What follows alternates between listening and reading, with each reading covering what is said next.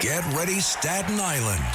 The Ferry Hawks host the Hagerstown Flying Boxcars. Tonight at 7 p.m., it's soccer night, and kids glow around the bases postgame. Saturday at 6:30, it's Broadway night with postgame fireworks and Broadway rave. Sunday at 1:30, it's Military Appreciation Day, and the kids run around the bases. A great day out for the entire family. Kids run the bases after every Sunday home game. Want the best seats all season? Get more Ferry Hawks for only $63. Visit ferryhawks.com now to lock in your seats.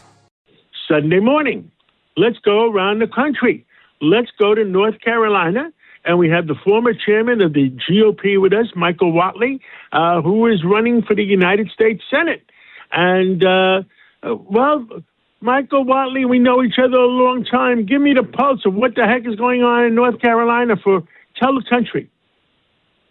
Well, I'll tell you, North Carolina is doing great. We're fighting every day to make sure that people can make more and keep more. We're fighting to keep our community safe. We're fighting to make sure that our men and women in uniform, who are the tip of the spear when it comes to protecting our nation and our interests around the world, the Army, the Navy, the Air Force, the Marines, the Coast Guard, we've got 10% of all the men and women in uniform based right here in North Carolina. So, making sure that we're going to have the resources that they need to protect our interests and allies around the world. We've been to 97 out of the 100 counties at this point, and everywhere we go, people want to see this country succeed, and they want to see common sense prevail in government. What are the big issues? Was drugs a big issue coming in from Venezuela that has been stopped? You tell us, what are the big issues that North Carolina's people are worried about? Well, there's really two things, right? Obviously, the economy is always going to be a driver, right? And we're working on policies that will allow people to make more and keep more of what they make, right? We want lower costs.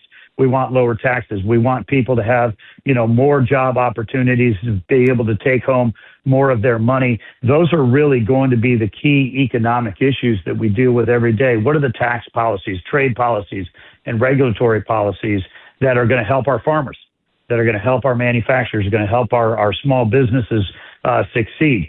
Those are issues we talk about every day. The other big issue that we deal with right now is crime. My opponent, Roy Cooper, let more than 4,000 criminals out of North Carolina's prisons because he didn't want them to have COVID, and unleashed a crime wave across North Carolina that has really been very, very unfortunate. We talk about 4,000 hardened criminals with aggravated assault with a deadly weapon, sexual assaults, rapes, even murders. He let 70 murderers out of jail. And of course, as soon as those guys hit the streets, what did they do? They went right back and started committing more crimes and creating more victims. The most famous guy on that list, a guy named DeCarlos Brown Jr., got rearrested and re-released 13 more times under Roy Cooper's soft on crime policies.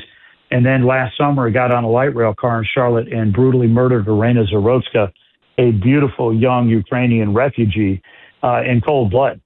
And, that's obviously been a case that's been heard around the country, and really unfortunate because she should be alive today. That monster just should not have been on the streets. He should not have been on that light rail car. But there are other victims, 25 other victims that we could talk about. One of the most heartbreaking ones, a little girl named Ivy, whose father had been arrested for drug and weapons charges. He was released by Roy Cooper. He went right back to a life of crime. And while he was in the middle of dealing with fentanyl, fixed a bottle for his daughter. The fentanyl poisoning killed her, 16 months old.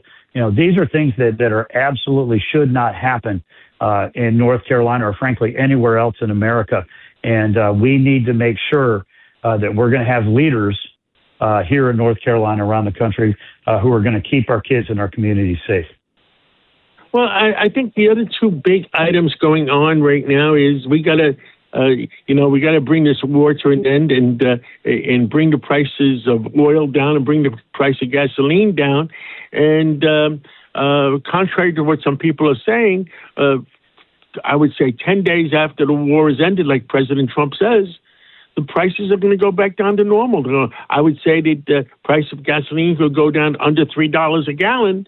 And it's not a matter of months; it's a matter of weeks. And once that happens, and we have a new Fed chair, interest rates will go down. People can afford to buy homes again with lower interest rates. Well, what say you? Well, I completely agree with you. When you talk about housing, you talk about interest rates and talk about inflation. Joe Biden and his inflationary spending, and my opponent, Roy Cooper, absolutely was cheering it on the whole way, drove up housing prices, grocery prices, gasoline prices, absolutely through the roof. The president has taken steps to, bring all of those down. We talk about gasoline prices. Yes, they're high right now. They're lower than they were under Joe Biden. They're lower than they were during his administration. And you're right that this is going to go back down once we are free and clear of what's happening in Iran. But let's talk about Iran for a second. I think it's tremendously important that President Trump, made a determination that Iran was on the cusp of a nuclear weapon. And he had campaigned through his entire campaign in 24 saying Iran is not going to have a nuclear weapon. They're not going to be able to deploy nuclear capabilities around the world. They're not going to deliver missiles into Europe. They're not going to deliver missiles over here. And you know what? The president has stood up and said, we are not going to allow Iran to do that. That's why we are deployed right now over there. And there are thousands of troops from North Carolina that are deployed in the Middle East right now. And my prayers are with them and their families.